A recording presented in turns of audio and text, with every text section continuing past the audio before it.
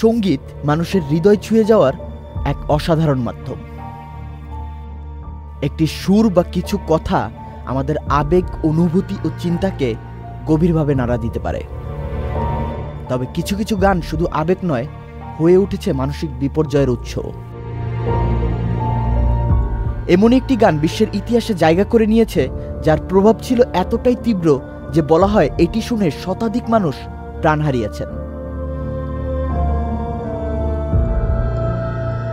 1933 সালে রচিত এই গানটির নাম গ্লুমি সানডে। হাঙ্গেরিয়ান সঙ্গীতশিল্পী রেজো শ্যারেস এই বিষণ্ণ সুর ও কথার জন্ম দেন এক দুঃখময় প্রেমের গল্পকে কেন্দ্র করে। প্রেমিকাকে হারিয়ে ভেঙে পড়া এক পুরুষের আত্মত্যাগের করুণ কাহিনী ফুটে উঠেছে গানটিতে। এই হৃদয় বিদারক গানের সুর এমনই মর্মস্পর্শী ছিল যে বহু মানুষ শুনে বিষণ্ণতায় নিমজ্জিত হয়ে আত্মহননের পথ বেছে নিয়েছিলেন।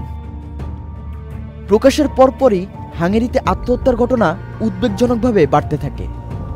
স্থানীয় গণমাধ্যমে উঠে আসে কেউ গানটি শুনতে শুনতে জানালা দিয়ে লাফিয়ে পড়েছেন, কেউ বিষ খেয়েছেন, আবার কেউ নিজেকে শেষ করেছেন চরম হতাশায়।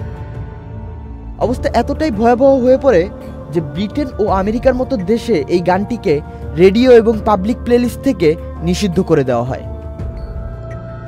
এভাবে দীর্ঘ 62 বছর নিষিদ্ধ থাকার পর 1995 সালে গানের উপর থেকে নিষেধাজ্ঞা তুলে দেওয়া হয়। ততদিনে গ্লুমি সানডে পেয়ে গেছে একটি রহস্যময় খ্যাতি, যা একদিকে যেমন সঙ্গীতের অসীম শক্তির প্রমাণ, তেমনি এর প্রভাব কতটা গভীর হতে পারে তারও বাস্তব উদাহরণ। গ্লুমি সানডে কেবল একটি গান নয়, এটি এক অপ্রত্যাশিত ইতিহাসের অংশ। এটি প্রমাণ করে শিল্প সাহিত্য কেবল মনোরঞ্জনের উপকরণ নয়, মানুষের মনে ও মস্তিষ্কে গভীর প্রভাব ফেলতে সক্ষম। যদিও গানটি আজ ইতিহাসের অংশ হয়ে উঠেছে, তবু এটি আমাদের মনে করিয়ে দেয় সঙ্গীতের শক্তি কখনো কখনো বাস্তব জীবনের উপরও ভয়াবহ প্রভাব ফেলতে পারে।